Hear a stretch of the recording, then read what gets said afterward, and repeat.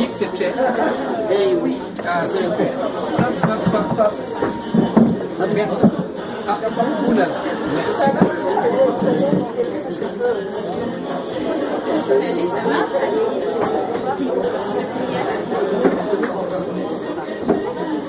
Non, mais...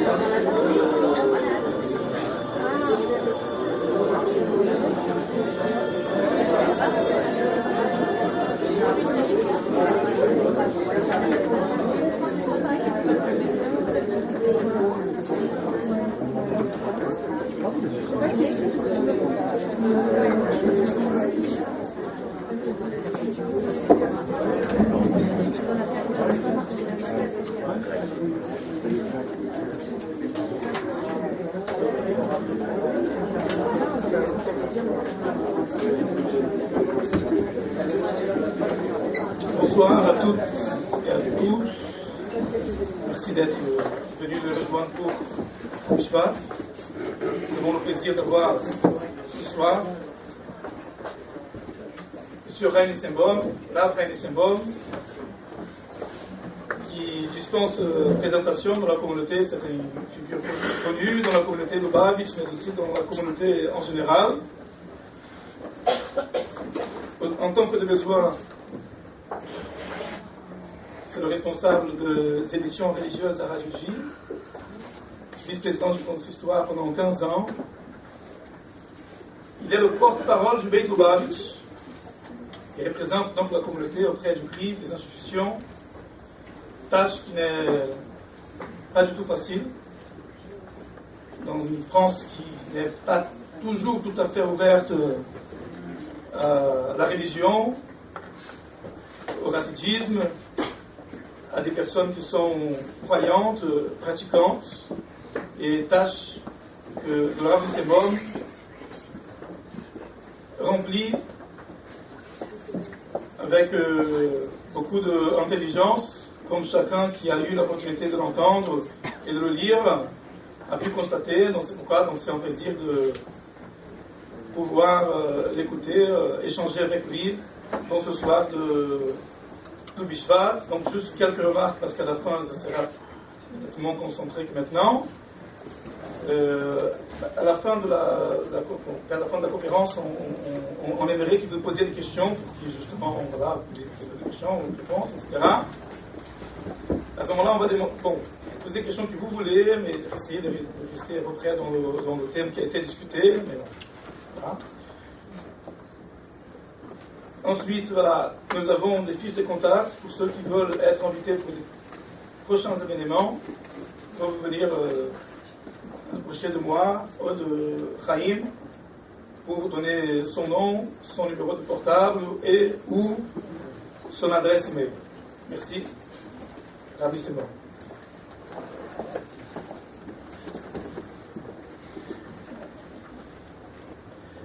Bonsoir à tous et à toutes. Et merci de ce gentil accueil. Donc ce soir nous sommes réunis, c'est à l'occasion de Tou Bishvat, mais comme vous l'avez vu, comme le sujet nous l'indique, quoique le sujet de ce soir n'est pas un sujet traditionnel, nous n'allons pas commenter Tou Bishvat, quoiqu'en réalité il y a certainement une partie de notre réponse dans Tou Bishvat, on aura peut-être l'occasion d'en parler tout à l'heure. En réalité, la question qui nous est posée ce soir, puisqu'elle nous est posée collectivement en réalité, c'est comment faire donc les bons choix dans la vie.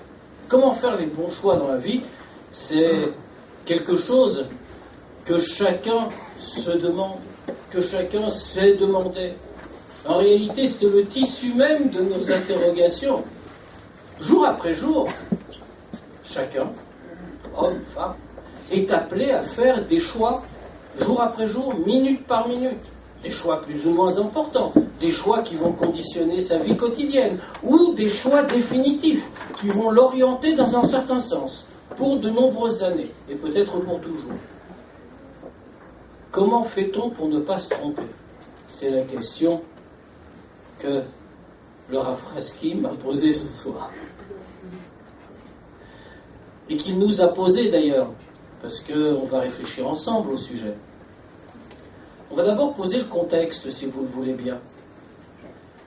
Le premier élément qu'il faut garder en tête, c'est tout simplement un des principes fondamentaux du judaïsme. C'est celui de l'existence de la liberté totale de choix. C'est ce que pose Maïmonide d'entrée de jeu. Et ce qui est intéressant, lorsqu'on parle de Maïmonide, c'est précisément de ne pas se référer à ses œuvres dites philosophiques, non pas parce qu'elles ne sont pas fiables, mais parce que les œuvres philosophiques n'ont pas la force, la fermeté de son grand ouvrage qui est son ouvrage de halakha, son ouvrage de loi juive, sur lequel on peut s'appuyer sans aucune hésitation, parce que ce n'est pas contestable. Or, justement, il pose au tout début de son grand texte, le Mishneh Torah, de son grand texte réglementaire, à valeur législative, que la liberté, le libre arbitre, est une donnée fondamentale. Il va même plus loin d'ailleurs. Il va jusqu'à nous dire que celui qui ne croit pas au libre arbitre de l'homme remet en cause le judaïsme lui-même.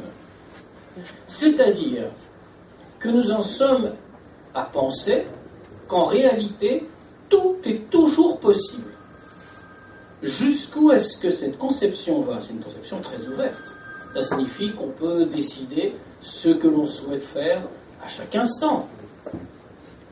Alors dira-t-on, et on continue à poser la question, mais malgré tout, même si la Torah vient nous affirmer que nous sommes toujours libres, que le libre arbitre existe constamment, autrement dit, que les circonstances extérieures ne nous contraignent jamais.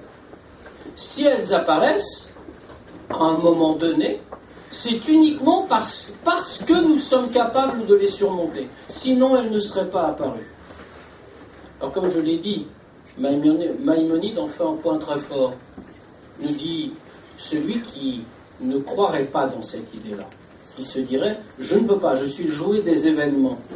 Alors celui-là, finalement, remettra en cause une autre notion, celle de la récompense que donne Dieu dans, on va dire, l'autre monde, après 120 ans. Puisqu'il suffirait alors qu'ils disent, je n'ai pas été fidèle à ce que j'aurais dû être, non pas parce que je ne l'ai pas voulu, mais parce que je ne l'ai pas pu. Si tu voulais que j'agisse comme tu l'attendais, il fallait créer les circonstances pour. Maïmonide nous met tout de suite en garde, c'est faux. Il n'y a pas de circonstances contraignantes dans l'absolu. Il n'y a que, au maximum, des épreuves à surmonter. Bien. Ça donne déjà une piste. Mais il faut aller un pas plus loin. L'homme est libre par rapport aux circonstances. Est-il libre par rapport à lui-même? Pour répondre à cette question, plutôt pour savoir dans quelle direction il faut chercher, on va se référer à un commandement, une mitzvah complètement technique et particulière et qui aujourd'hui ne s'applique pas, mais qui pourtant est intéressante dans le message qu'elle porte. Parmi les interdictions que nous trouvons dans le texte de la Torah, il y en est une qui concerne, il y en a plusieurs, mais celle-là en tout cas, concerne le soldat juif de l'ancien Israël, au temps où le peuple juif était sur sa terre, au temps du Beth Amikdash, du temple. À ce moment-là, bien sûr, on le sait, l'histoire nous l'apprend, il y a eu des guerres, et il y a un certain nombre de lois qui s'appliquent au soldat qui va partir en guerre, défendre la terre d'Israël, défendre sa famille, enfin, etc. Alors, parmi ces commandements, il y en a un qui semble logique. Le soldat en question n'a pas le droit de battre en retraite, il n'a pas le droit de fuir. Pourquoi? Parfaitement logique. S'il prenait la fuite, alors ça donnerait un signe aux autres soldats, ses compagnons qui l'accompagnent, ça leur donnerait un signe qu'il a perdu espoir, et donc que ça ouvrirait la voie à la retraite de toute l'armée, finalement à la défaite. Cela ne surprend pas. C'est un autre commandement qui est surprenant. Il y a une interdiction pour le soldat d'éprouver de la peur. Alors, évidemment, il y a là une question, à la limite, on a envie de dire, on ne comprend pas cette mitzvah. Après tout, un soldat qui éprouverait effectivement de la peur, qui serait peut-être terrorisé devant le combat, d'autant plus qu'on parle des combats de l'Antiquité. Autrement dit, c'était des combats rapprochés, l'épée à la main, on peut imaginer que c'était quelque chose de très impressionnant. Un soldat qui éprouverait de la peur, et qui, malgré tout, vaincrait sa peur et continuerait le combat. D'une certaine manière, c'est un héros. Pourquoi dit-on qu'il a commis une interdiction? Alors attention, il ne faut pas qu'il ait peur, mais il ne faut pas non plus qu'il batte en retraite. S'il a battu en retraite, on comprend, on l'a dit. Mais pourquoi la peur? Posons la question autrement. Cet homme a peur, c'est pas de sa faute. Il n'est peut-être pas aussi courageux que tous ceux qui l'entourent. Il éprouve un sentiment qu'il ne devrait pas éprouver. Ça ne se commande pas. Comment peut-on lui dire qu'il n'a pas le droit d'éprouver ce commandement, ce sentiment-là? Eh bien, ici nous avons une très belle réponse d'un autre commentateur qui a aussi fait une nomenclature des commandements et qui s'appelle le Sefer HaChinuch. Le Sefer HaChinuch, un grand classique, nous dit bien, il n'a pas le droit d'éprouver de la peur parce qu'en réalité, l'homme dirige chaque élément de sa personnalité, chacun de ses sentiments. Il peut, quand il veut, rejeter le sentiment de peur. S'il ne le fait pas, c'est donc qu'il a accepté de ressentir la peur. On ne va pas s'étendre sur le sujet de la guerre proprement dit, qui ne nous concerne que de très loin, au Hachem, mais sur l'idée qu'il contient ici, c'est-à-dire un pur sentiment, une pure émotion, si difficilement définissable et si difficilement saisissable. Quelque chose de ce type-là est perçu par nos textes comme parfaitement maîtrisable.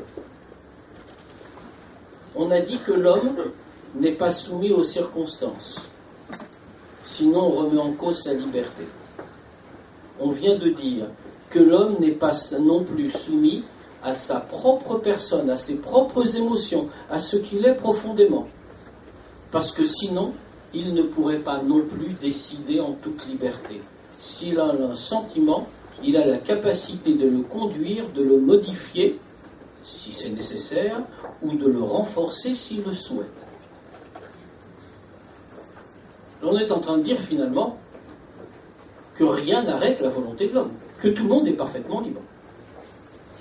Ça ne répond pas à la question de départ, comment faire les bons choix. Au contraire, c'est d'autant plus inquiétant. Parce que si on était contraint par quelque chose, si on était sur des rails, contraint par la vie, contraint par nos manières de vivre ou de penser, alors nous pourrions dire, maintenant nous savons, faire le bon choix, c'est finalement, ça reviendrait à suivre nos inclinations, à suivre la voie la plus facile, celle où nous tendons spontanément. Mais on vient de dire que non. Il n'y a pas de contrainte. Il n'y a pas de direction affichée. Plutôt, il y en a une, mais elle n'est pas affichée par ce que nous sommes, ni par la vie. La direction vient d'ailleurs. Alors, puisque tous les possibles sont ouverts, et que rien ne nous restreint, comment fait-on pour ne pas se tromper? Deuxième partie du problème.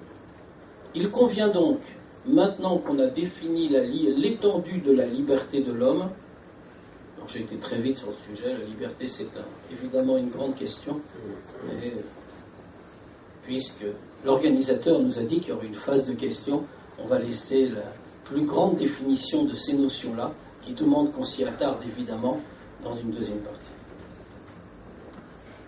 Puisqu'on a défini l'étendue de notre liberté,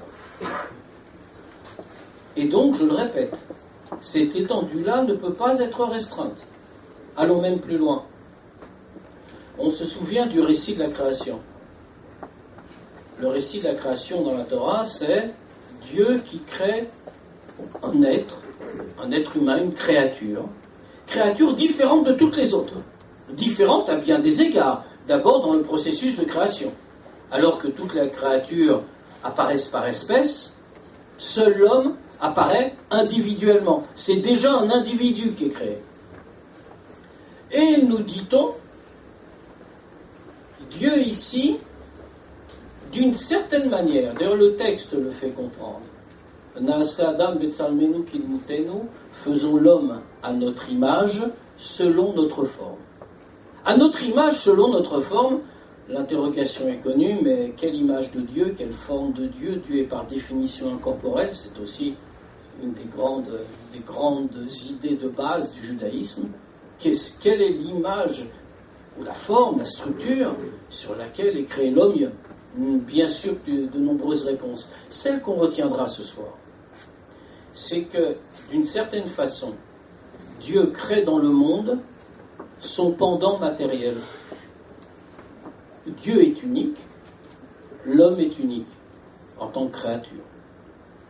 Dieu est totalement libre par définition, l'homme est totalement libre par définition. À son niveau, bien sûr. Et on ne comparera pas le niveau du créateur et celui de la créature. Mais malgré tout, de la même façon qu'au degré divin, la liberté n'est pas contrainte, au degré humain, la liberté ne l'est pas non plus. Donc c'est vraiment le champ le plus large. Comment choisit-on ? Il nous faut pour choisir, et c'est ce autour de quoi on tourne depuis le début, il nous faut les éléments qui vont nous permettre le choix, et il nous faut le cadre de référence. En réalité, tout choix dans la vie dépend de la référence que l'on prend. Tout choix que l'on va adopter dépend de en fonction de quoi on va faire ce choix particulier. Et quels vont être les éléments qu'on va y investir. Donc on va commencer, si vous le voulez bien, par nous interroger sur les éléments constitutifs de la personnalité de l'homme. Alors on n'entrera pas bien entendu dans la description des différents caractères, mais la structure générale de l'homme. Qu'est-ce qu'un homme? Qu'est-ce qu'un être humain? De quoi est faite sa personnalité? Qu'est-ce qui va lui permettre de juger ce qui est bon et ce qui ne l'est pas? Avec quoi va-t-il réfléchir? Avec quoi va-t-il penser en substance? Alors vous me direz, l'homme est un être doté de raison. C'est Dieu qui nous rappelle à l'ordre. Pour dire de ne pas oublier de regarder l'heure. L'homme est un être doté de raison, de logique. Et donc vous allez penser, nous allons penser, il va utiliser ses capacités intellectuelles pour se déterminer. C'est très bien. Donc il faut définir ses capacités intellectuelles. L'homme, effectivement, c'est ce qui différencie l'homme de l'animal. L'animal obéit à des impulsions qu'il ne maîtrise pas.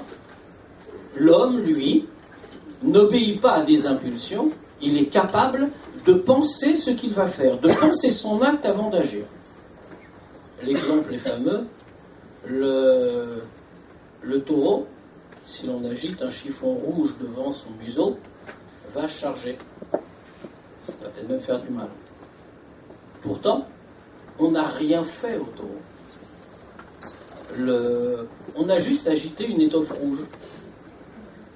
S'il avait pu comprendre, s'il avait été capable d'arrêter un instant avant de charger et de dire « mais ce chiffon rouge ne me menace pas », ce n'est qu'une excitation gratuite. Il n'aurait pas chargé. Alors évidemment, le taureau n'a pas le temps de réflexion, donc il va charger. C'est toute la différence entre l'animal et l'homme. Le taureau ne va voir que le chiffon rouge, l'homme va réfléchir. Donc il va utiliser son intelligence et sa logique. Donc va calmer ses impulsions.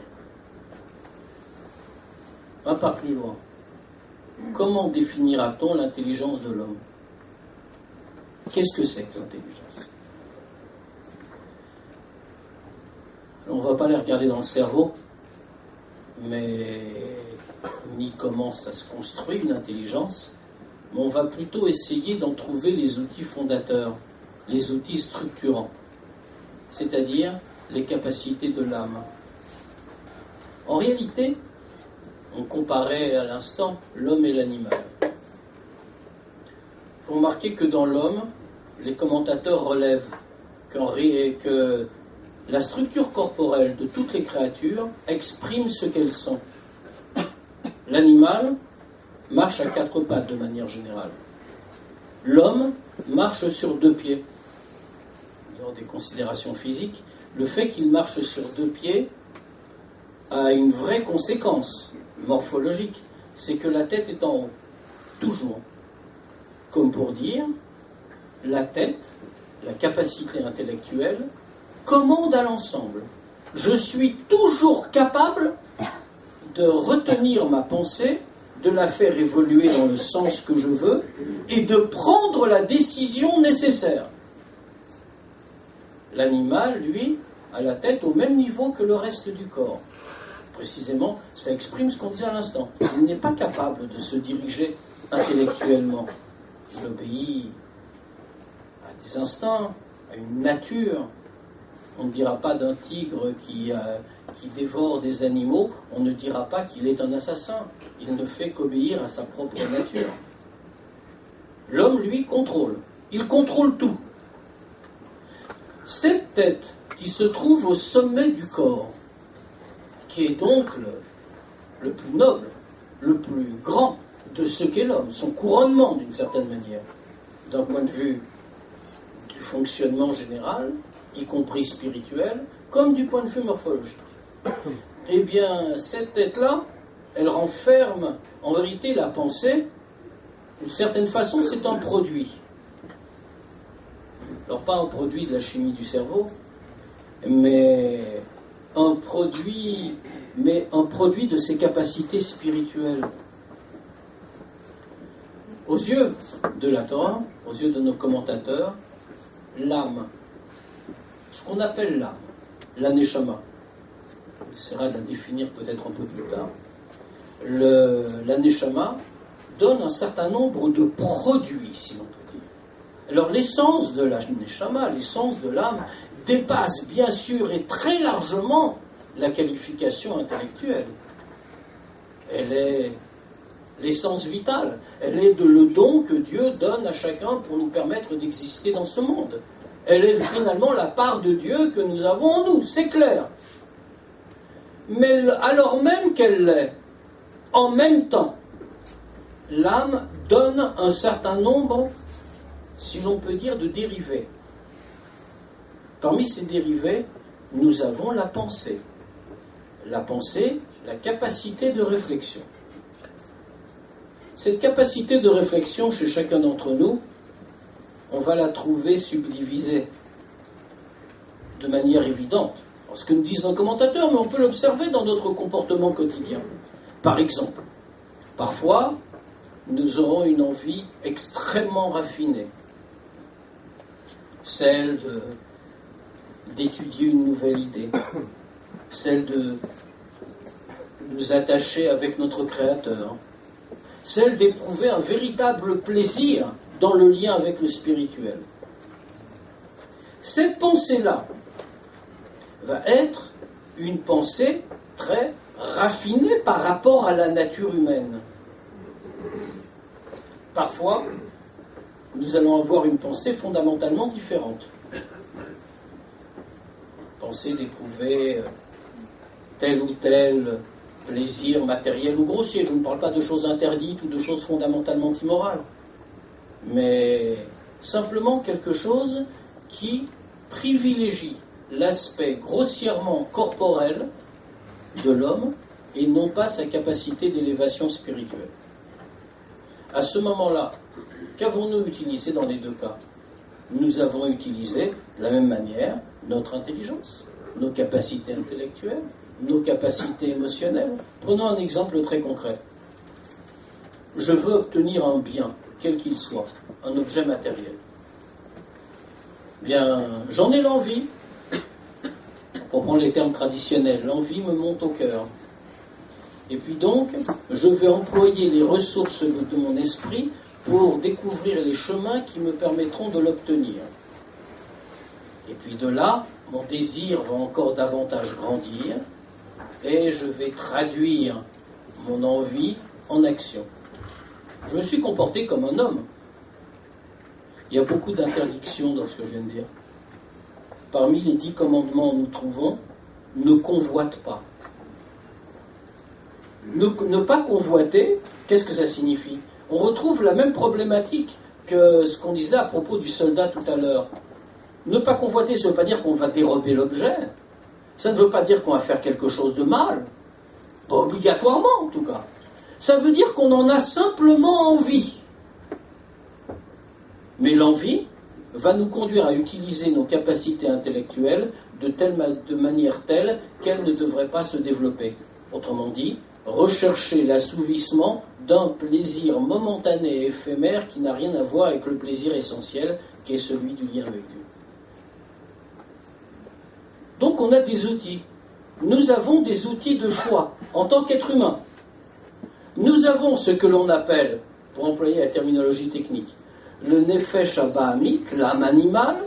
Entendons par là cette vitalité qui nous permet physiquement d'exister dans ce monde, mais qui porte en elle aussi la volonté de nous procurer ce que nous souhaitons, d'assouvir tous nos désirs et tous nos plaisirs, et donc qui entend détourner notre intelligence à la satisfaction de ses propres fins. Et nous avons la neshama proprement dite, l'âme divine. Âme divine qui, elle, est entièrement orientée vers la recherche de la divinité et qui va utiliser ses capacités de contrôle de l'ensemble de la structure humaine pour l'orienter uniquement dans la recherche de quelque chose qui nous dépasse. On a brossé le cadre général, nous sommes totalement libres. Nous avons décrit les instruments, nous sommes capables d'utiliser notre intellect, outil neutre en soi, nécessaire et neutre, dans un sens ou dans l'autre. Et puisque nous sommes totalement libres, cela ne dépend que de notre propre choix. Autrement dit, nous pouvons... Prenons un exemple très simple. Analysons un instant la notion de plaisir, qui est une notion fondamentale. Comme chacun le sait, le judaïsme n'a jamais été en faveur de l'ascétisme. Autrement dit, on est dans le monde, on vit dans le monde, on profite pleinement de ce que Dieu nous a donné dans ce monde. On ne va pas s'isoler dans des déserts, des grottes, ou des bâtiments isolés pour surtout ne pas être tenté par ce qui se passe autour de nous. La notion de plaisir, au contraire, est essentielle. Pourquoi ? Parce qu'il y a un vrai plaisir, le plus haut des plaisirs, à s'unir à la divinité. Maintenant, vous remarquez, et ce n'est pas vrai qu'en hébreu, c'est vrai en hébreu, le mot plaisir c'est onek, ta'anoug, c'est vrai aussi en français, et c'est très intéressant de voir que le mot plaisir s'applique à des tas de choses complètement différentes les unes des autres. Par exemple, je dirais, sur l'échelle des plaisirs, en commençant par le bas. Alors je ne vais pas très bas, je vous rassure. On dira, j'ai plaisir à manger tel gâteau à la crème que j'apprécie beaucoup. Ce n'est pas un plaisir interdit. On ne peut pas dire que c'est un plaisir raffiné, au sens spirituel du terme. C'est un plaisir matériel, parmi tant d'autres. Je peux faire monter le curseur, légèrement. Et je peux dire, même beaucoup d'ailleurs, mon plaisir n'est pas celui du gâteau à la crème, mon plaisir est celui de lire un livre. Je ne parle pas de l'étude de la Torah spécifiquement, j'ai plaisir à lire. Allez, montons encore un peu le curseur. Je dirais, j'ai plaisir à écouter une belle musique. La musique dans la pensée juive est perçue comme supérieure en qualité à l'écriture, parce qu'elle exprime des sentiments plus profonds. Bien entendu, ça dépend de quelle musique et de quel sentiment, mais sur le fond, la musique exprime des sentiments plus profonds. Donc, je monte un peu le curseur et je dis, j'ai plaisir à écouter une belle musique. Vous avez remarqué qu'on ne peut absolument pas comparer la qualité du plaisir tiré de la musique de la qualité du plaisir tiré du gâteau à la crème. Pourtant, on a employé le même mot. Pourquoi a-t-on employé le même mot ? Eh bien, parce que dans un cas et dans l'autre, on a dit qu'on a éprouvé quelque chose, on a développé quelque chose. C'est l'exercice de nos capacités intellectuelles et émotionnelles qui a entraîné l'apparition de ce plaisir. Alors, bien sûr, vous comprenez la conclusion, ce que je disais tout à l'heure, le plaisir ultime, celui qui n'est pas contestable, qui est éternel, qui n'est assorti d'aucune valeur négative, c'est le plaisir du lien avec Dieu. Plaisir aussi. Même mot que pour le gâteau à la crème, ou la musique, ou le livre. Ce qui veut dire qu'ici, utilisant toujours les mêmes outils, nous sommes capables d'avancer d'un degré à l'autre, ou plutôt, nous sommes capables de choisir notre degré, puisque rien ne restreint notre liberté. Donc il nous manque le cadre de référence. On va donc choisir ce qui est bon pour nous. On va le dire très simplement. Qu'est-ce qui est bon pour nous? Évidemment, ce n'est pas une consultation individuelle que je donne ce soir. Ce qui est bon pour nous, la question qu'on doit se poser, c'est qu'est-ce qui est collectivement bon pour nous? Qu'est-ce qui, d'un point de vue général, du point de vue des principes, qu'est-ce qui est bon pour chacun d'entre nous, étant donné ce que nous sommes, étant donné notre structure spirituelle, étant donné notre fonction dans ce monde? Alors, se demander ce qui est bon pour nous, ça revient à se demander ce que nous sommes, en réalité. En effet, il est clair qu'on qualifiera de bon pour nous ce qui nous permet de nous construire davantage, d'avancer, avec une note particulière sur le fait que, comme vous le savez, sans doute, dans la pensée juive, on ne fait pas de séparation radicale entre le matériel et le spirituel. Autrement dit, quand on s'interroge sur ce qui est bon pour nous, on n'est pas en train de dire attention, de quoi parle-t-on? Est-ce qu'on parle du spirituel, du lien avec Dieu, ou est-ce qu'on parle de notre vie dans le monde, de la réussite sociale, matérielle, ou toute autre chose de ce type? Pour la pensée juive, les deux domaines sont toujours liés. On ne peut pas parler de réussite spirituelle réelle si... Enfin, ou plutôt, on pourra parler de réussite spirituelle, mais elle sera beaucoup plus difficile à atteindre, par définition, surtout en notre temps, si elle ne s'accompagne pas d'un certain confort matériel, on va dire. Inversement, on ne pourra cette fois-ci absolument pas parler de réussite sociale ou matérielle, ou de vie assumée dans la société dans laquelle nous vivons, si cela n'est pas corrélé par une vraie réussite spirituelle. C'est un des points forts du judaïsme, ça. En réalité, s'il y a une idée qui fait la séparation entre le judaïsme et la religion dominante dans ce pays, c'est précisément celui-là. Il n'y a pas le matériel, le temporel d'un côté et le spirituel de l'autre. Les deux sont forcément liés. Donc faire le bon choix, c'est faire un bon choix qui, à la fois, satisfasse à nos attentes matérielles ainsi qu'à notre recherche spirituelle. Comment fait-on ce choix? Le cadre de référence, ce que nous sommes. Finalement, le cadre de référence, c'est ce que nous sommes parce que notre existence est profondément liée à celle de la création et profondément liée à l'intention de Dieu dans la création du monde. Notre manière de faire le bon choix sera donc, dans tous les cas, de regarder ce que cela entraîne dans ce qu'on appelle notre service de Dieu, notre lien avec Dieu. Allons même plus loin. Vous savez que les Juifs sont tenus à de très nombreux commandements. Nous avons une discussion fameuse dans le Talmud. Les sages s'interrogent l'un l'autre et on demande à un des sages Avor bema yave zahir tfe dans le texte. Ton père, en traduction simple, ton père, dans quoi, dans quel commandement, c'est le sujet, était-il plus scrupuleux? Le mot zahir. Alors il répond d'ailleurs dans le commandement des tzitzit, en l'occurrence. Mais ça aurait pu être n'importe quel autre commandement. Le sujet n'est pas le commandement en question, c'est l'expression qui est employée. Le mot zahir, ce que j'ai traduit, et c'est sa traduction simple, par scrupuleux, s'apparente aussi au mot zohar. On l'entend d'ailleurs à l'oreille. Zohar, qui signifie la splendeur, l'illumination. Si on le traduit de cette seconde manière, plus profonde, l'interrogation des sages sera donc « Ton père, dans quoi était-il plus lumineux? Dans quoi éclairait-il davantage ?» Les commentateurs sont bien sûr arrêtés sur l'interrogation prise dans ce sens-là.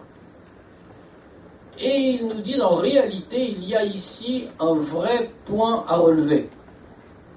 C'est que, on l'a dit, tout juif est tenu par nature, par fondation, à l'accomplissement de tous les commandements contenus dans la Torah.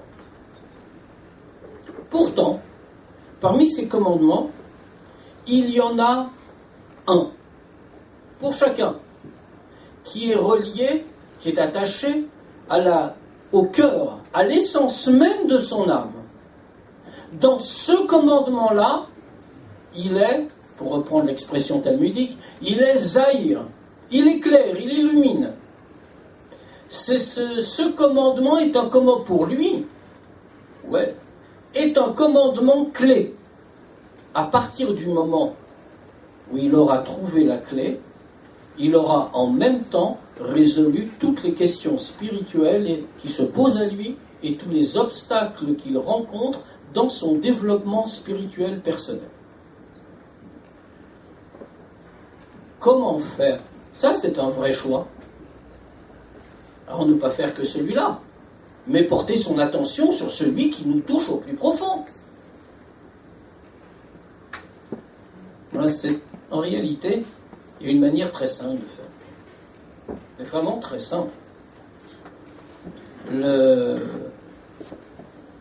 Chaque homme est le siège d'un combat constant. C'est ce qui rend les choix si difficiles. Alors que d'après comme on est en train de le décrire ce soir, tout a l'air tellement clair.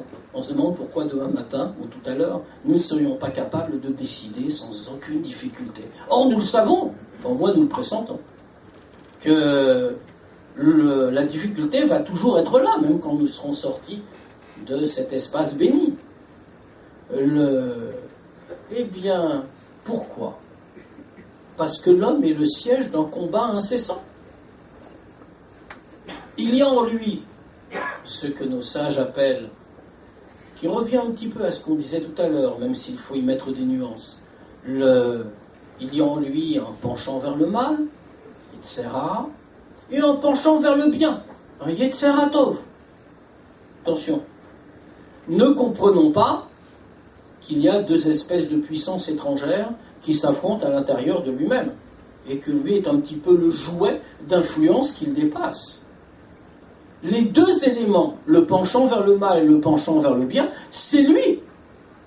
Et c'est lui qui décide, c'est lui qui fait la balance entre les deux. Et c'est lui qui va faire, c'est l'homme concerné, qui va faire pencher le plateau de la balance du côté qu'il aura choisi. Comme on l'a dit, principe absolu de liberté. L'homme est constamment au sujet à ce combat, acteur de ce combat.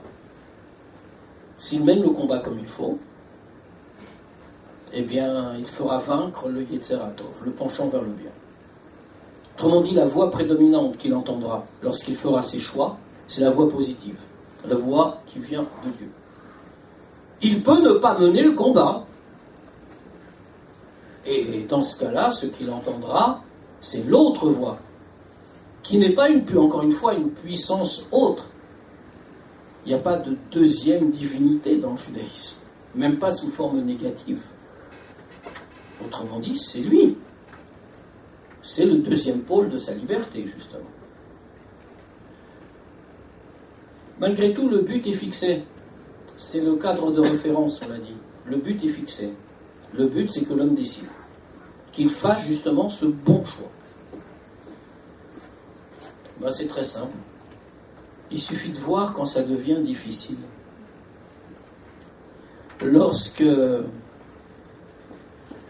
Lorsqu'une armée est au combat, la métaphore est employée. La métaphore ne vient pas de moi, la métaphore est largement employée par les commentateurs.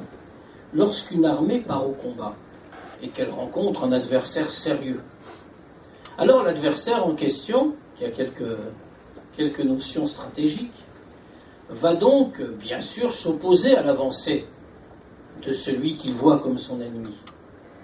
Et puis, parfois, il voit que l'armée qui vient vers lui est beaucoup trop puissante, trop bien organisée, trop convaincue.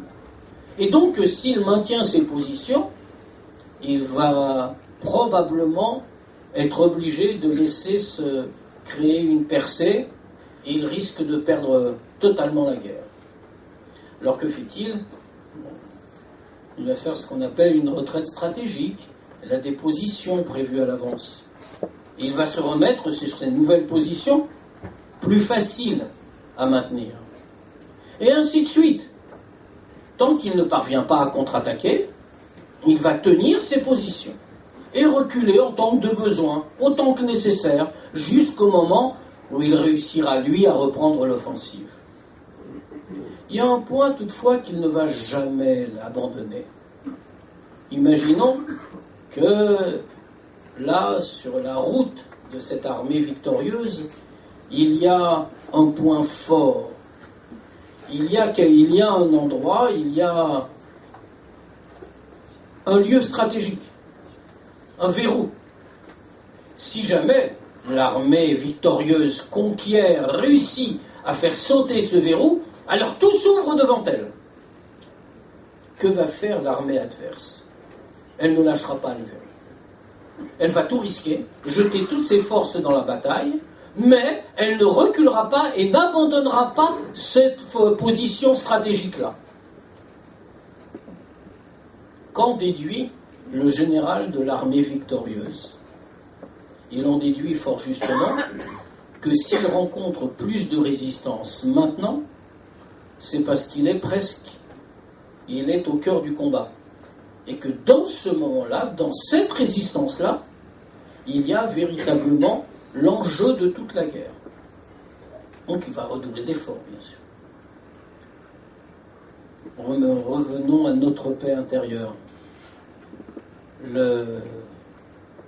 Lorsque nous faisons un choix, qui peut être un choix qui conditionne toute notre avancée, ce dont on a parlé tout à l'heure, cet élément négatif, le Yetzirah, le penchant vers le mal, va effectivement parfois reculer parce qu'il voit que c'est avec enthousiasme que nos forces avancent. Et il sait qu'il ne pourra pas tenir. Imaginons par exemple que le mauvais penchant déclare dans notre tête, encore une fois, le mauvais penchant nous-mêmes. C'est une face de notre personnalité, on va dire la face obscure. Nous susurre à l'oreille d'aller adorer une idole. En notre temps particulièrement, mais c'était vrai même dans le passé.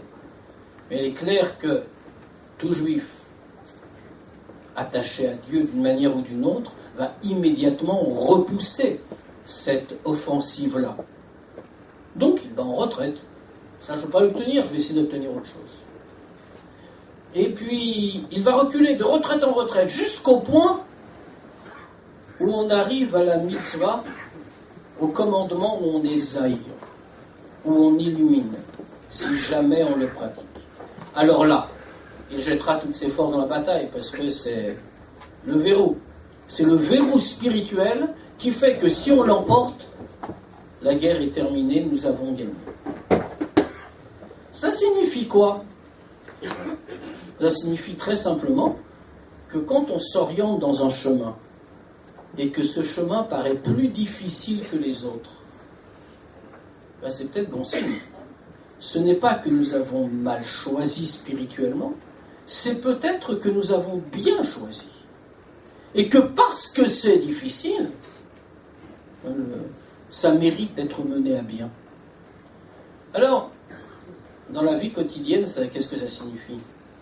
Ça signifie que lorsque nous mettons en œuvre ce type de force, nous nous dépassons nous-mêmes. Nous allons au-delà de nous-mêmes. Allant au-delà de nous-mêmes, nous sommes capables, justement, de devenir parfaitement en accord avec nous, de nous assumer totalement. Ce soir, c'est Tou Bishvat. Il y a même un buffet qui nous attend en bas. Vous savez que le héros de Tou Bishvat, les héros, ce sont les fruits de la terre d'Israël. C'est-à-dire ces fruits-là, ces produits de la terre, dont la Torah nous dit que ce sont ceux qui ennoblissent, qui expriment la grandeur de la terre d'Israël. Alors on ne va pas parler de tous les fruits, mais juste à titre d'exemple. Le verset en question, dans la Torah, nous dit que la terre d'Israël est Eretz Chita ou Seora. Avant de parler des fruits proprement dit, il parle d'abord de deux céréales. Il nous dit que c'est la terre du blé et de l'orge. Blé et orge. Deux céréales tout à fait différentes. Ce sont deux céréales, bien sûr, mais le Talmud nous dit Chita, le blé, c'est Ma'achal Adam. C'est de la nourriture pour homme. Seora, l'orge, c'est Ma'achal Behema. C'est de la nourriture pour animal. C'est comme ça que ça se passait en ce temps-là. Vous n'avez pas encore découvert le bio, c'est pour ça. Mais Chita et Seora. Pourquoi les deux? Chita, c'est ce qui donne la connaissance à l'homme. Chita, c'est une nourriture d'homme, c'est-à-dire pour l'aspect homme qu'il y a en chaque être humain. On nous dit, par exemple, cette fois-ci ce sont nos commentateurs qui nous le disent, là aussi talmudique, qu'un enfant ne va appeler son père Abba, il ne va dire Abba, qu'une fois qu'il a goûté le goût du blé. Pourquoi? Quel rapport? Eh bien, simple, en dehors des aspects de croissance, etc., mais en dehors de cela, spirituellement, c'est que le blé correspond à l'homme accompli, ou qui est en voie d'accomplissement, comme l'enfant qui grandit. Il désigne un être qui acquiert les capacités intellectuelles nécessaires, d'où la traduction simple du Talmud. Il ne peut appeler papa, Abba, que lorsqu'il a goûté au goût du blé. Donc, nourriture de l'homme. Qu'est-ce que c'est que l'homme en l'homme? L'homme en l'homme, c'est le Yetzeratov, le penchant vers le bien. Et puis l'orge, Ma'achal Behema, nourriture animale. Qu'est-ce que c'est que l'animal en l'homme? C'est l'autre penchant. Ce qu'on a appelé tout à l'heure, d'ailleurs, Nefesh Abami, âme animale. Plus profond, allant plus loin, Yetzerara, mauvais penchant. Ça, c'est l'autre côté.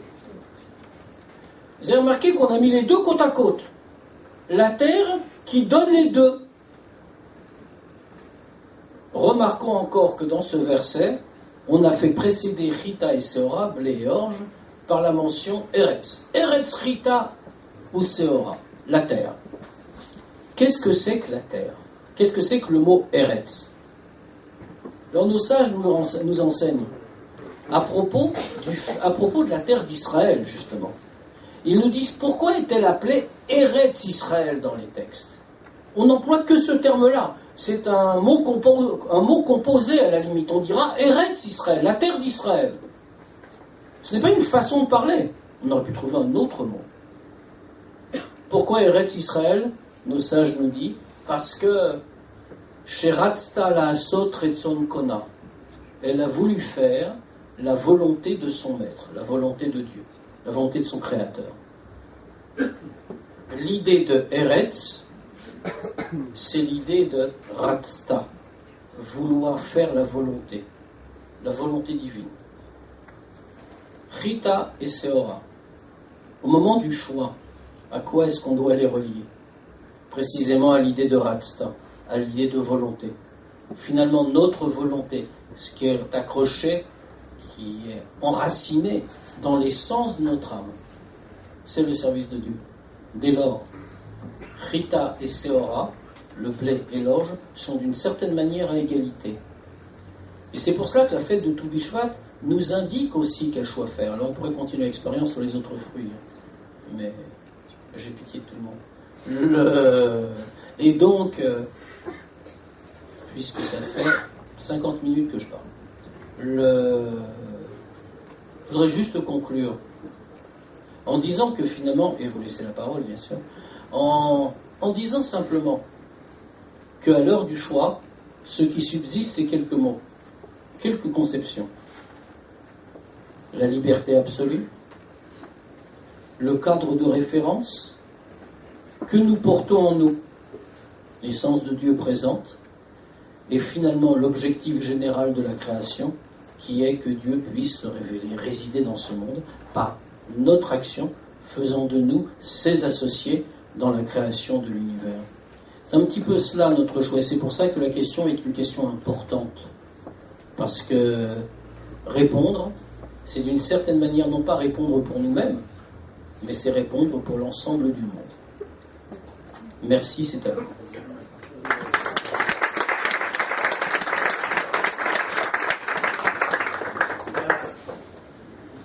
Le bon chemin, c'est toujours le chemin difficile.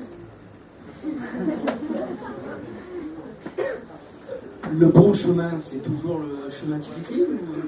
C'est en tout cas un bon indicateur. Le bon chemin, c'est celui qui, dans l'ordre du service de Dieu, qui ne gêne pas... Alors, ça dépend sur quoi porte votre question, en réalité. Si votre question porte sur une activité spécifiquement matérielle, je ne sais pas, je dis n'importe quoi, je le dis devant tout le monde, ce n'est pas votre cas.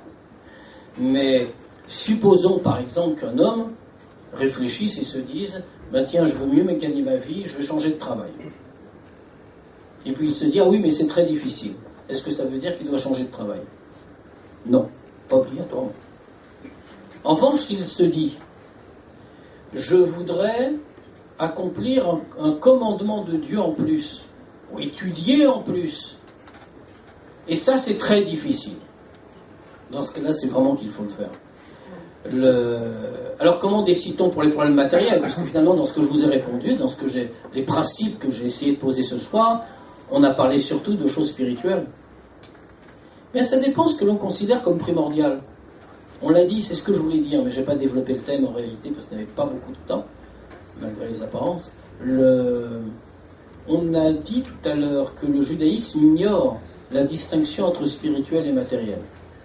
Ça veut dire que choisir une voie professionnelle, par exemple, ou choisir un poste, quelque part, ou entreprendre quoi que ce soit, ne peut en aucun cas être contradictoire avec l'objectif ultime, qui est le lien avec Dieu. Sinon, le choix n'est pas bon. Cela veut dire que c'est un choix difficile. Pourquoi? Avoir choisi semblait facile. En réalité, c'est un choix extrêmement douloureux, vu du point de vue spirituel. Et dans ce cas-là, clairement, on fait le choix, c'est un choix qu'il n'est pas possible de faire. Parce que, précisément, nous avons fort heureusement le cadre posé. Je voudrais rajouter quelque chose, si vous le permettez. C'est que, dans la vision juive des choses, toute activité est une manière de servir Dieu. Vous savez, le Zohar, ou le contraire. Le Zohar emploie une expression extrêmement intéressante.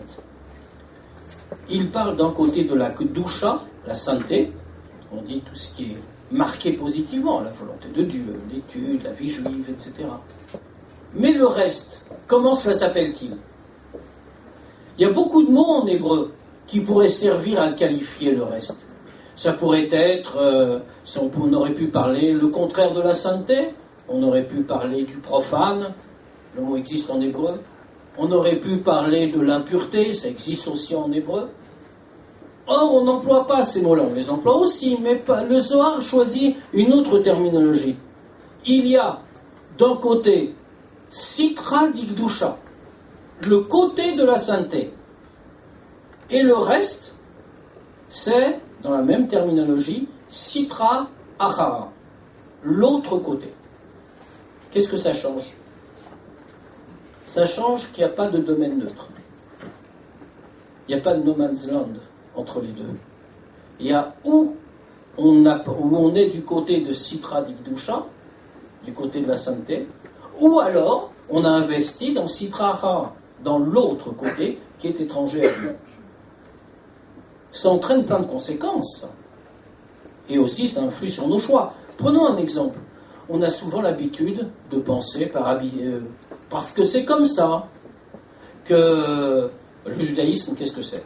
C'est pratiquer des commandements, c'est étudier, c'est faire toutes ces choses qui sont prescrites.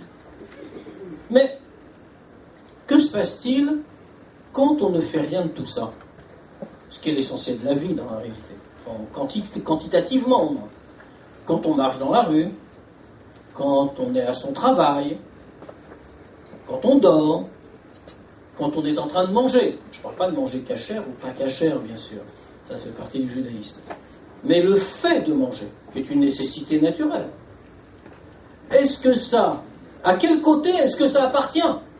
Ça veut dire, ou alors, si on dit que tout ça, c'est humain, c'est pas spécifiquement du judaïsme. Vivre, c'est vivre. Vivre, c'est travailler, dormir, marcher, manger. Mais ça signifie alors que la vie juive est résumée à la plus petite partie de la journée. Combien de temps vivons-nous en juif dans ce cas-là? Le temps de prier le matin, allez, soyons optimistes, l'heure qu'on a volée dans la journée pour étudier, et puis rien de plus finalement. L'idée du Zohar, c'est que cette vision-là est fausse. Tout est une manière de servir Dieu, comme il est écrit. Le Bechol Dracha Daem, connais-le, Dieu, dans toutes tes voies, dans tous tes chemins. Si on est en français plus moderne, quoi que tu fasses. Ce qui veut dire que choisir, c'est toujours choisir dans le domaine du service de Dieu. Même si il s'agit, est-ce que je vais faire telle chose ou telle autre? Est-ce que je vais aller à tel endroit ou tel autre endroit? Est-ce que je vais faire telle chose pour mon travail, mon activité professionnelle, ou je ne vais pas le faire? Enfin, peu importe, quelles que soient les questions.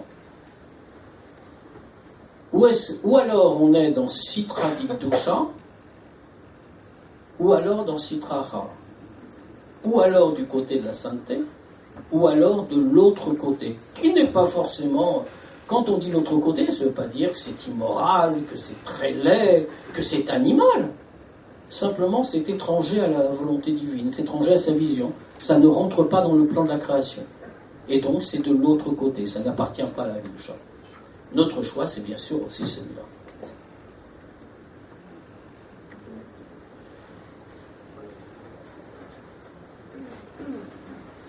Bonsoir. Vous avez, de ce que vous avez parlé, ça m'est venu dans la tête une pensée de Sénèque, qu'il a dit qu'il n'y a pas de choses difficiles, elles sont difficiles parce qu'on a peur de les faire. Alors je trouve qu'il y a une relation avec ce que vous avez exprimé. Vous avez tout à fait raison. Si on dit qu'il y a des choses difficiles, voire impossibles, cela veut dire que l'homme n'est pas libre. Or, l'homme est libre. Vous savez, le Midrash nous raconte une histoire tout à fait étonnante. Nous dit que quand Abraham reçoit l'ordre d'aller sacrifier son fils sur le mont Moria, qui deviendra le mont du temple, eh bien, donc il se prépare. Alors c'est un Midrash, ça ne se trouve pas, donc un commentaire, ça ne se trouve pas dans le texte même de la Torah, mais le Midrash nous raconte de la façon suivante. Donc Abraham s'est préparé, etc., etc., il emmène son fils. Et sur le chemin, nous rapporte le texte, il rencontre un fleuve impossible à traverser. Pas de pont, bien sûr, mais pas de bateau, aucun moyen. Or, Dieu le lui a dit. Le sacrifice doit avoir lieu sur le mont Moria et nulle part ailleurs. Abraham aurait pu dire, pas possible. Ma liberté, je reprends ma terminologie, enfin la terminologie de ce soir, ça c'est pas dans le Midrash. Abraham aurait pu dire, je ne suis pas libre, je suis contraint. Dieu m'a posé des conditions irréalisables. Donc je retourne chez moi, je n'ai pas sacrifié mon fils, et si jamais Dieu vient me demander des comptes, je pourrais lui répondre, tu voulais que j'aille au Mont Moria? Il fallait créer les moyens pour le faire. Je ne pouvais pas passer, donc tu ne peux rien me reprocher. Bon, il se trouve qu'Abraham est Abraham. Et donc, bien entendu, il ne réagit pas comme cela. Que fait-il? Il fait même le raisonnement inverse, exactement inverse. Il dit, puisque Dieu me demande de le faire, alors c'est que j'ai le moyen de le faire. Il appartient tout entier à Sitra Dikdusha, côté de la Kdusha, et pas à Sitra Achara, pas à l'autre. Et donc, que fait-il? Il avance dans le fleuve. À peine a-t-il avancé dans le fleuve que le fleuve disparaît. Et les commentateurs, toujours dans le Midrash, nous disent, mais qu'est-ce qu'était ce fleuve à éclipse? Eh bien, ils nous disent, en réalité, ce fleuve était une apparence de fleuve. Il n'existait pas. c'était une illusion du mauvais penchant, qui voulait justement faire que la mission qui lui avait été demandée échoue. Qu'est-ce que ça signifie? En dehors de la belle histoire, c'est vrai pour chacun d'entre nous. Tout fleuve qui se présente devant nous est par définition un faux obstacle, une illusion. Il suffit de mettre en œuvre la volonté de la liberté pour que le fleuve disparaisse.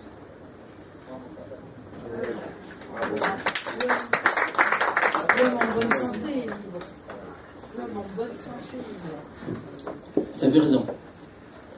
Je ne sais pas si tout le monde a entendu votre question, parce qu'elle méritait qu'on l'entende.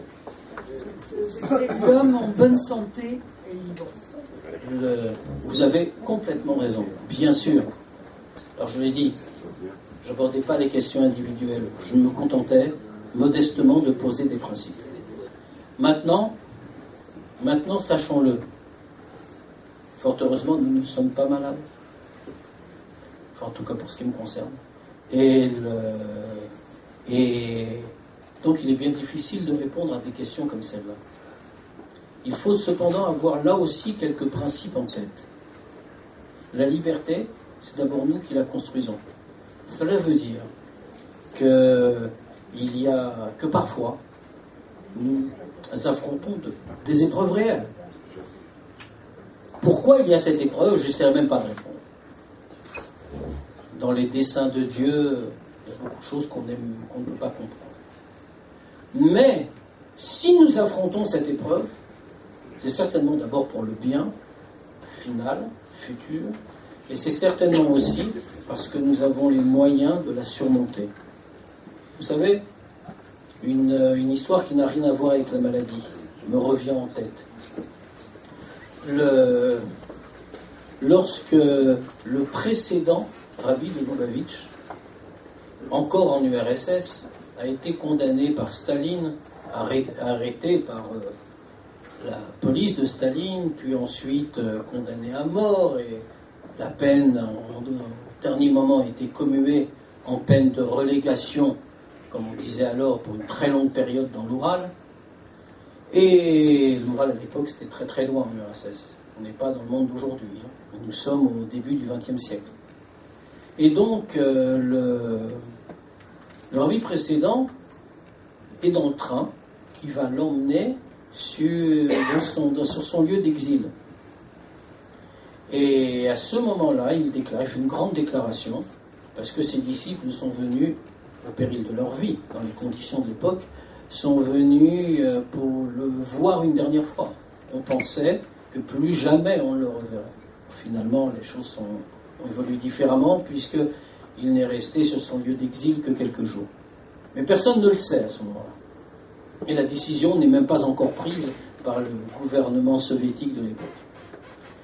Et toujours est-il que le précédent abbé donc, se met à la fenêtre de son train. Il dit, il faut retenir une chose. Seuls nos corps sont en exil. Dieu nous a envoyés en exil.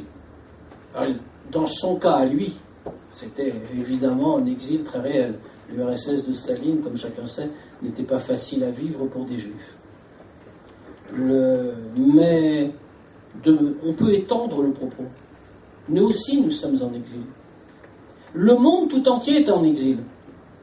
L'exil, spirituellement, c'est le fait que nous puissions vivre dans un monde où la créature ignore son créateur.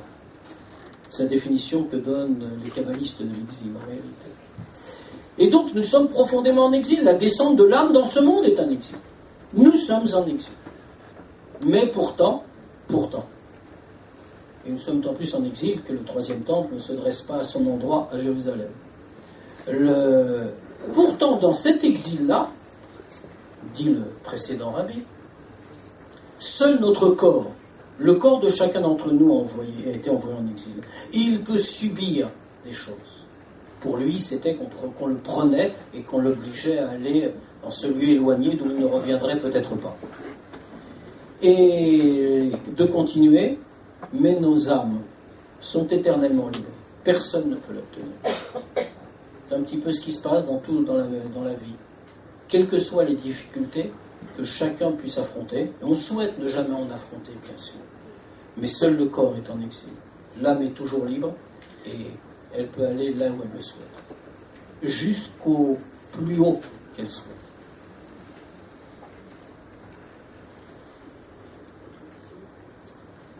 Vous avez des questions? S'il vous plaît. Hein? Vous avez des questions? Regardez. Comment savoir si on prend une bonne direction qui sera donc difficile, un chemin difficile, ou alors si on s'obstine dans le mauvais chemin? Il y a un point de repère, toujours, qui est le... Je ne sais pas si tout le monde a entendu la question. Je vais répéter la question. Comment sait-on qu'on a pris une bonne décision, et donc qu'on avance, vous me corrigez hein, si jamais... Comment sait-on qu'on a pris le bon chemin, qui est difficile, ou peut-être qu'on s'obstine dans un mauvais chemin? C'est à peu près ça. Bien, comme on l'a dit, la réponse en réalité, c'est la conséquence directe de la non-séparation entre le matériel et le spirituel. Puisque le spirituel et le matériel ne sont pas déconnectés, toute décision qui apporte un progrès spirituel est par nature une bonne décision. Toute décision rationnelle, analysable, on ne dit pas d'illumination, toute décision rationnelle et raisonnable qui apporte un progrès dans le spirituel est par nature une bonne décision. Et si elle est difficile, c'est parce que précisément nous rencontrons des forces d'opposition. Toute décision qui entraînerait un abaissement spirituel est par nature une mauvaise décision, même si elle apparaît bonne. En réalité, comme on l'a dit tout à l'heure, n'oublions pas de regarder le cadre de référence. Nous avons tous les moyens, mais la plus grande intelligence ne peut pas décider si elle n'a pas elle-même posé les règles de la décision. Comme on dit que Kol HaKaval est Tova, alors ça veut dire quoi prendre une bonne décision? On fait des bonnes décisions, même si elles sont peut-être mauvaises d'un premier abord, mais au final on va retomber sur quelque chose de pas un peu bon. N'oublions pas qu'on n'est pas le jouet des circonstances. On n'est pas les jouets de quelque chose d'autre. La décision conditionne. Ne croyons pas que parce qu'on aura décidé de n'importe quelle façon maintenant, obligatoirement tout va redevenir bien. Non. Ça voudrait dire que l'homme n'est pas libre. Ça voudrait dire que finalement il est condamné à faire le bien, à bien agir toute sa vie. Quelle horreur! Non, il n'y a que des créatures, il n'y a qu'un type de créature qui ne fait que du bien pendant toute sa vie, qui est éternel, c'est l'ange. Alors nous ne sommes pas des anges, et quand je le dis, je ne le dis pas de manière péjorative, mais au contraire. Nous ne sommes pas des automates à faire du bien, ce que sont les anges. Nous sommes des créatures faites pour transformer le monde, c'est-à-dire faire apparaître le bien du cœur de l'obscurité. C'est-à-dire que les choses ne se font pas toutes seules. Quand on dit Kol HaKaval et Tova, c'est le principe que vous dites qui est tout à fait juste. C'est-à-dire tout retard, tout obstacle, c'est pour le bien. Ce n'est pas l'obstacle qu'on s'est créé soi-même. C'est l'obstacle qui, cette fois-ci, est venu, peut-être d'une circonstance naturelle. C'est le fleuve d'Abraham, la Hakava. C'est un obstacle, mais l'effet de notre volonté a été de notre liberté a été justement que cet obstacle est vaincu par définition et que le retard n'était que pour le bien.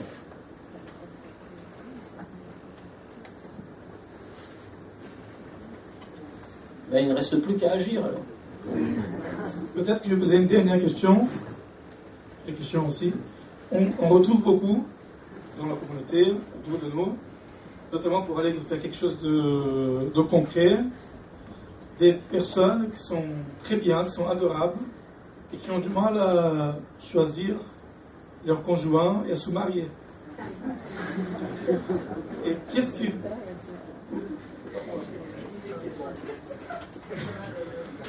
vous pouvez dire à ces gens qui nous entourent et qui sont vraiment très bien et qui n'arrivent pas à comprendre, voilà, ils ont mal à prendre une décision, parce que si on peut dire, parmi les décisions qu'un homme prend dans sa vie, peut-être c'est la plus dramatique, la personne avec laquelle on va partager notre vie jusqu'à la fin de nos jours. Donc, qu'est-ce qu'on peut dire à ces jeunes?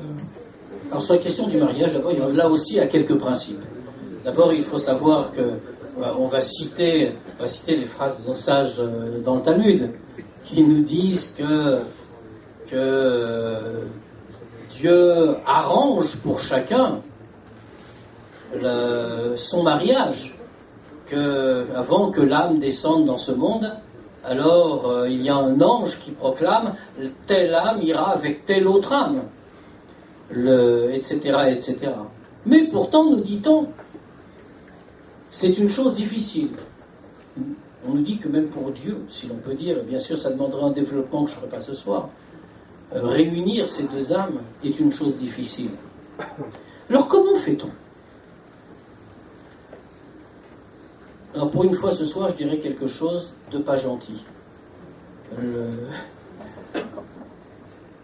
En réalité, il y a eu un effet très négatif de la société, de la culture de la société dans laquelle nous vivons. La vision que le judaïsme a du mariage n'a strictement rien à voir avec celle qui est largement diffusée aujourd'hui dans le monde qui nous entoure, par la voix de tous ces médias extrêmement puissants, comme chacun sait. Dans la vision juive des choses, le mariage a toujours été une affaire de raison, une affaire intellectuelle d'une certaine manière. C'est logique dans l'optique de ce que l'on a dit à l'instant.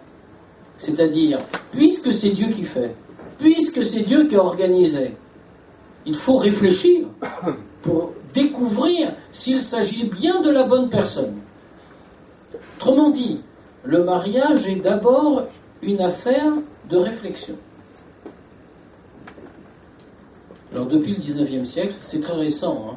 En vérité dans le passé, y compris dans le monde occidental, on pensait que le mariage était une affaire de raison. Depuis le 19e siècle, on a inventé quelque chose d'autre. C'est ce dont tous les romans de gare sont pleins. Et cela veut dire que pour la vision juive, un mariage, c'est le résultat d'un choix conscient et délibéré en fonction des cadres de référence qu'on a dit.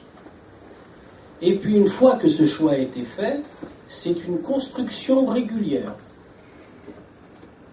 Tous les sentiments qui tournent autour du mariage, les émotions, bien tout cela, c'est bien sûr tout à fait louable et souhaitable. Mais c'est le résultat du premier processus. Ce n'est pas une donnée d'origine. D'ailleurs, on peut sans grand risque de se tromper.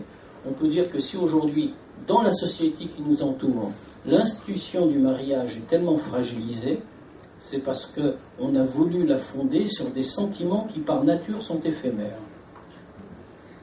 En revanche, si le mariage est le résultat d'une construction régulière, ça devient une institution pérenne. Parce que précisément, on la construit tous les jours.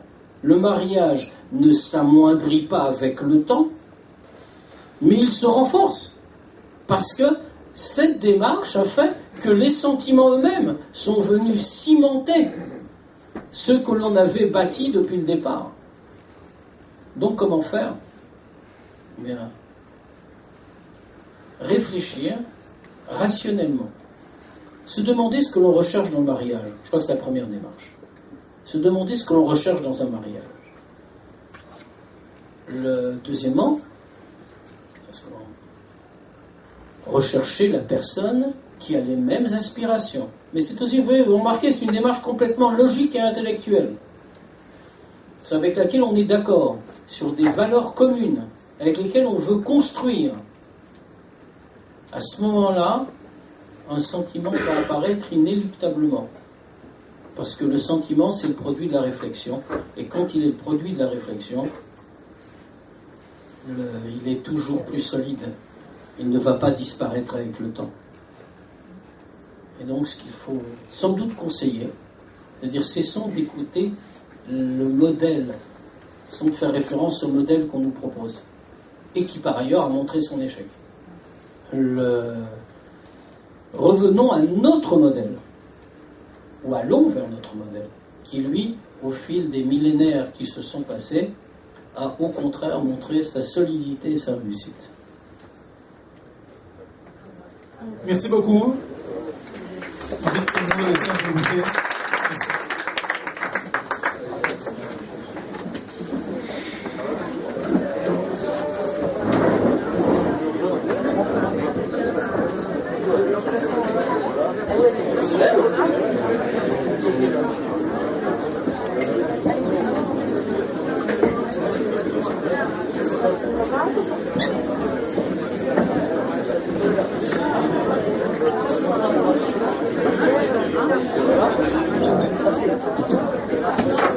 Ceux qui nous peuvent faire vite, si vous souhaitez le faire à votre façon, je vous parie une petite dizaine de personnes.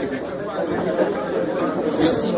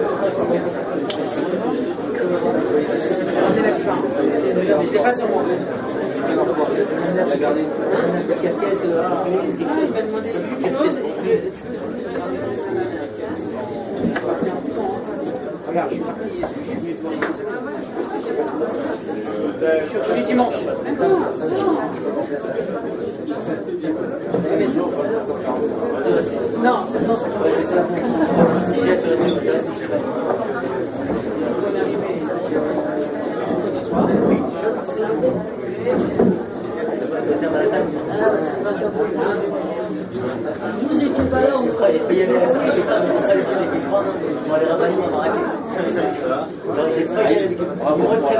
ai raté. Comme ça, mais je dis, le reste, on va.